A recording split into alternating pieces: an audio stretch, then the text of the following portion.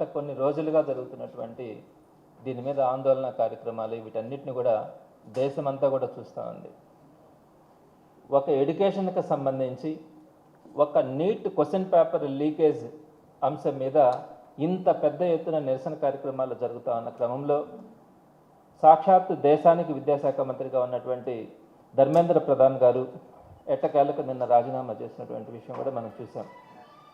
అయితే ఆంధ్ర రాష్ట్రంలో అదే విభాగానికి సంబంధించి అంటే విద్యా విభాగానికి సంబంధించి అనేకమైనటువంటి అవకతవకలు జరగడం కానీ ప్రధానంగా టీచర్స్ రిక్రూట్మెంట్కి సంబంధించి ఏ విధంగా లొసుగులు లోటుపాట్లు ఉన్నాయో వాటన్నింటి మీద కూడా గత 4 నెలల నుంచి అనేకమైనటువంటి పోరాటాలు చేస్తూ ఉన్నా కూడా ఆంధ్ర రాష్ట్రంలో కనీసం దాని మీద ఒక ఎంక్వైరీ చేయడం కానీ అడుగుతున్నది ఒక సిబిఐ ఎంక్వైరీ, కనీసం దాని గురించి ఒక స్పందన కూడా లేకుండా ఎవరైతే మాట్లాడుతూ ఉన్నారో వారందరి మీద ఏదో ఒక రూపంగా కేసులు పెట్టే విధంగా ఈరోజు ఆంధ్ర రాష్ట్రం ప్రవర్తిస్తూ ఉందంటే మీరు ఆలోచించుకోవాలా. లోకేష్ గారు దానికి మంత్రిగా కూడా ఉన్నారు. లోకేష్ గారు భవిష్యత్తులో ఈ 2019-24లోనే ముఖ్యమంత్రి అవుతారన్నది కూడా వారు చేస్తున్నటువంటి ప్రచారం.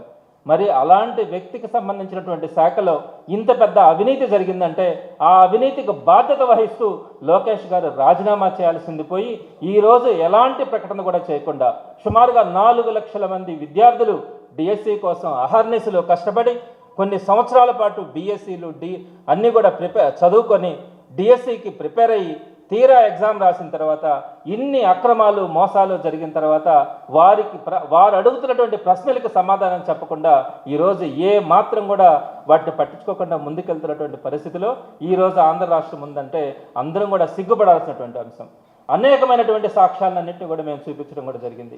ఏ విధంగా అవకతవకలు జరిగినాయి, ఇటు స్పోర్ట్స్ డిఎస్సీలో కానీ మెగా డిఎస్సీలో కానీ రెండింటిలో కూడా జరిగినటువంటి అవకతవకలను కానీ అక్రమాలను కానీ అన్యాయాలను కానీ వాటన్నిటిని కూడా సాక్ష్యాలతో సహా వైఎస్ఆర్సీపీ ఆధ్వర్యంలో వాటన్నింటినీ కూడా బయటపెట్టి గవర్నర్ గారికి రిప్రజెంటేషన్ ఇవ్వడం కానీ ఇవన్నీ కూడా వేయడం కూడా జరిగింది.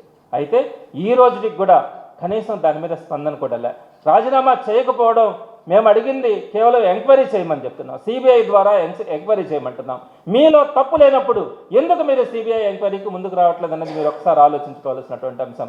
తప్పకుండా మేము ముందుగా సిబిఐ ఎంక్వైరీ జరగాల, అది కూడా నిష్పక్షపాతంగా జరిగిన తర్వాత ఎక్కడైతే తప్పులు జరిగినాయో వారి మీద కఠినమైనటువంటి చర్యలు తీసుకోవాలన్నది మాత్రమే వైఎస్ఆర్సీపీ డిమాండ్.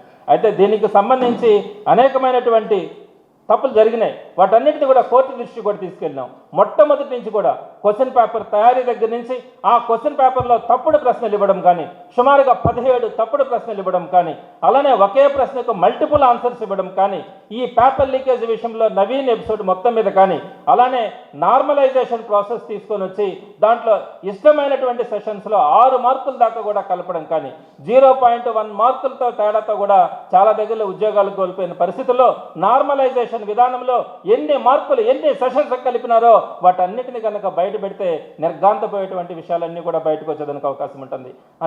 దాని తర్వాత హారిజాంటల్ రిజర్వేషన్ అన్నది తీసుకొని వచ్చారు. చేత కాకుండా మీరు హారిజాంటల్ రిజర్వేషన్ ఈ రోజు తీసుకొచ్చి అమలు చేసినటువంటి పరిస్థితి ఉంది.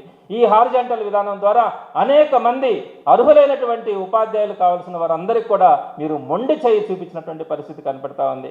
అలానే మీరు ఎక్కడ కూడా సెలెక్టెడ్ లిస్టు ముందుగా వేయాలనుకోకుండా మీకు కావాల్సినటువంటి వారందరికీ కూడా ఉద్యోగాలు ఇచ్చిన తర్వాత ఆ తర్వాత సెలక్షన్ పూర్తయిన తర్వాత సెలక్షన్ లిస్ట్ని కంప్లీట్ చేసినటువంటి పరిస్థితి.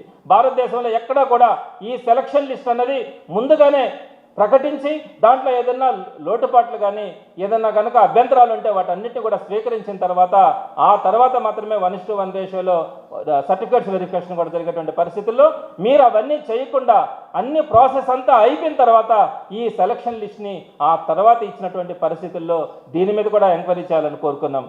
అలానే 1:1 రేషియోలో మీరు సర్టిఫికేట్స్ వెరిఫికేషన్ కోసం పిలిచి వారందరికీ కూడా ఉద్యోగాలు ఇవ్వకుండా ఉండడం కానీ ప్రధానంగా స్పోర్ట్స్ డిఎస్సి పేరుతో 1-2 ఉద్యోగాలు కాదండి 384 ఉద్యోగాల్ని మీరు ఏ విధంగా అక్రమాలకు పాల్పడి ఆ ఉద్యోగాల్ని మీ అనుచరులకు అనుయాయులకు కట్టబెట్టడానికి చేసినటువంటి ప్రయత్నానికి సంబంధించి వీటన్నింటి మీద కూడా మేము కోర్టుకి వెళ్ళడం కానీ కోర్టుని ఆశ్రయించి సిబిఐ ఎంక్వైరీ కోరడం కూడా జరిగింది.